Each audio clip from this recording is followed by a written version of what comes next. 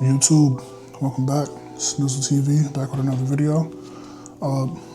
You can tell by the title, thumbnail, what we're going to be talking about today, and that is a firearm I'm probably never going to shoot again.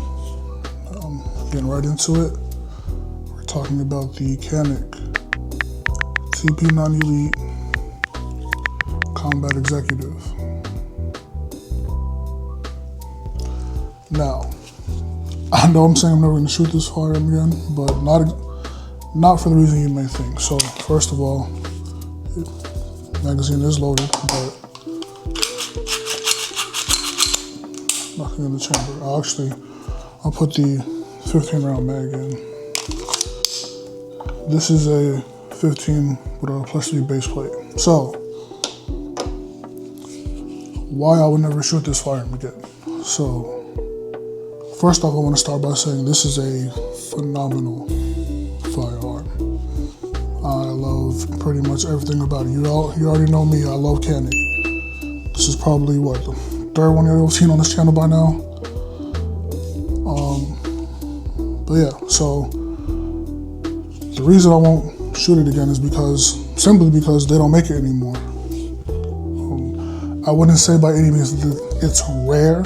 I don't think there was like a numbered, I don't think it was limited to a certain amount of,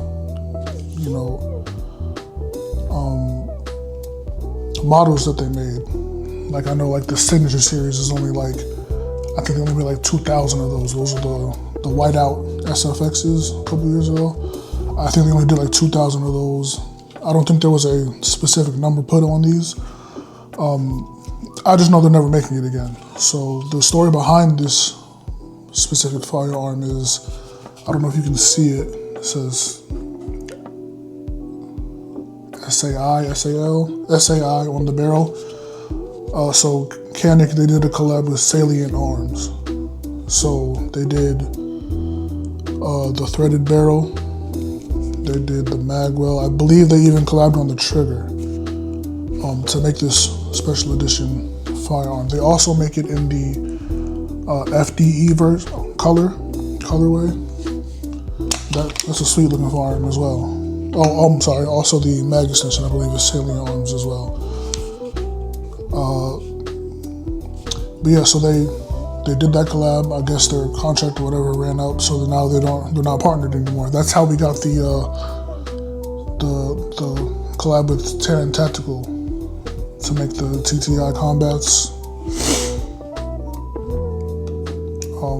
I'm not 100% sure. I want to say the Prime might be a Terran Tactical product as well. Don't quote me on that. I'm not 100% sure. But anyways, they're no longer working with Salient Arms, so they're no longer producing this specific firearm anymore. Tell you the truth, I've only shot it one time. I don't got no footage of it. I can't even show you me shooting it. And for that reason, I probably won't shoot it again. I just want to, this very well may end up a safe queen for me. It's a beautiful looking firearm. It's a phenomenal shooting firearm. This trigger, hold on. So we got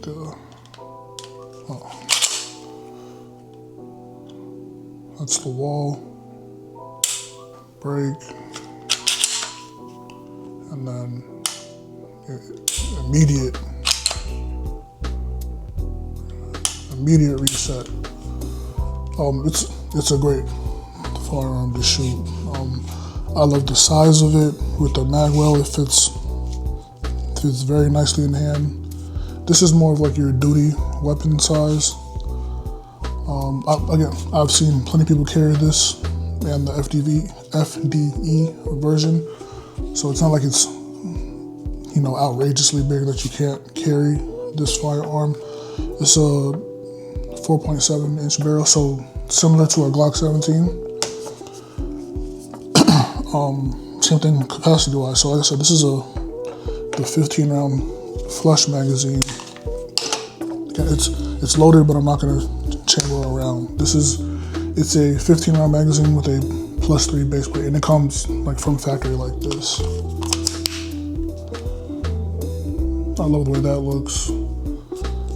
And again,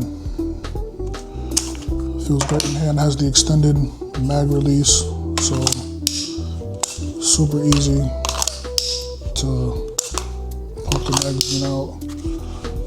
And then threaded barrel, threaded salient barrel. I love the gold color off of the black. It looks beautiful. You also get, I don't know if you can tell, I'm not flagging me either, but it has the fiber optic front sight, the blacked out rear sight. Excuse me. It has the loaded chamber indicator, so if you were to, you can see that. That lets you know that, it just lets you know that it's racked, because obviously there's nothing in the firearm, but that's just a lot of the Canik models have that, the loaded chamber indicator. Just a, I guess an extra safety step to let you know. Yeah, so a little bit of backstory. I remember when this, when I was first looking at firearms, I went to a gun store. I wanted to look at a Canik. They didn't have any in stock, and they were telling me how they can order you pretty much whatever firearm you want. They'll have it shipped to the store. You can get it.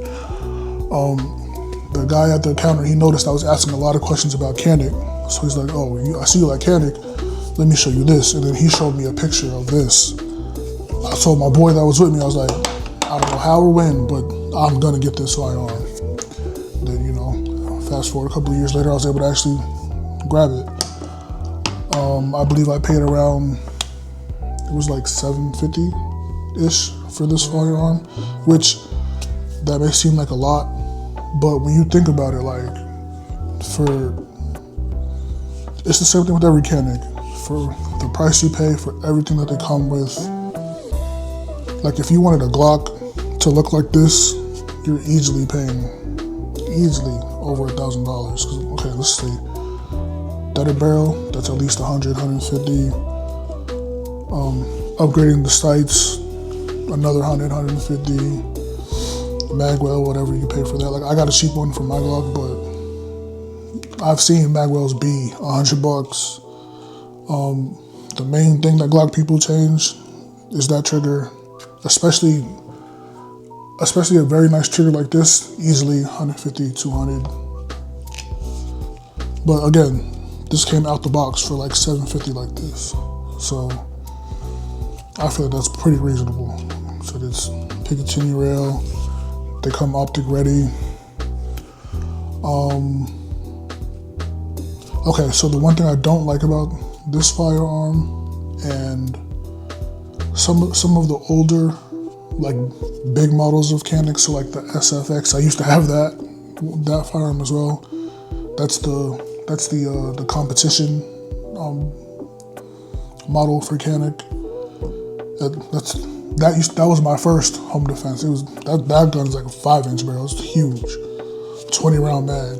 I love that gun. I only got rid of it just for a trade-in for another firearm that I also have. Whenever I do a video on that firearm, I'll talk about that too. But yeah. So with if you want to put an optic on this firearm, if you can tell, the back sights is part of the optic plate, the plate cover. So to put an optic, you would remove this, and then you would no longer have the back sights. I don't know how I feel about that, because these days red dots are reliable, but you truly never know. And again, let's say you're in a home defense situation, self-defense situation, and you go to draw your firearm and that red dot don't come on. Now you don't even have the backup irons. You have the front sight still, which is good, but still, I don't know. I don't think I'd ever put a red dot on this, or the SFX if I still had it, because like I said, you remove this plate to put the red dot, you lose the back sights. So that's one thing to think about. I do know that you can still find this firearm for sale. I'm gonna imagine at some point there won't be any more new models circulating around. So I kind of want to keep this one, and it's, like I said, I've only shot this once, and I don't even think it was 100 rounds. Cause I didn't kill that. I know it wasn't, because I didn't kill that box, and this was the first firearm I shot that day. So I don't know. Maybe in the future I'll find another, because like I said, this is a sweet shooting firearm. So maybe I do in the future find one, and maybe I'll get the FDE and just never shoot that one. And then since I've shot this one, I can run this one, because like I said, it feels great in hand. Got that beautiful Canik trigger. So that was another thing, because I thought, this is when I was very naive to gun laws and everything. I thought, okay, threaded barrel, this is gonna be the firearm that I use for, this is like my tactical bedside gun, but I'll get a suppressor and fully tack it out even more than it is. But again, I didn't know about the losing the backstrap for the red dot. I didn't know about tax stamps and having the ATF all in your business when it comes to getting suppressors. So that's why I haven't gotten one yet. I've talked about it with the FN video. I will eventually get a suppressor. Just kind of waiting that out right now, hopefully, because they passed the law where you don't have to pay for the $200 tax stamp anymore, but you still have to get it registered. So I don't know, maybe in the future that goes away, and then I'll get it. But like I said, that's another story for another time. But yeah, I guess would I recommend the gun? Yeah, I mean, like I said, it's a great shooter. I don't think $750 for this is a bad price for all things considered, everything that comes with this firearm. And like I said, I might grab another one, and then it'll probably be the FDE version, because so I don't have two of the exact same gun. But that one's sweet too. It's, like I said, it's like that burnt bronze FDE color, and I think that threaded barrel is black. And then that trigger has it's a black trigger with a red blade. It's sweet. I like that one too. Oh yeah, like I said, it mainly sits in my safe, but I do have this magazine loaded. Like I said, the 15, it's not, but it is what it is. Like I said, I only shot it once, so I don't even have any shooting clips to leave y'all with. So I don't know. I guess my question, for you guys to put in the comments, I'll put it in the comments and let you guys decide. Would you purchase this firearm? If you would or you wouldn't, let me, comment yes or no. Let me know why. But yeah, this has been Nizzle TV. Peace. If you were put in a position to defend yourself, what would come out? Would it be the jiu-jitsu training, or would it be the Jersey in you? The gun, bitch.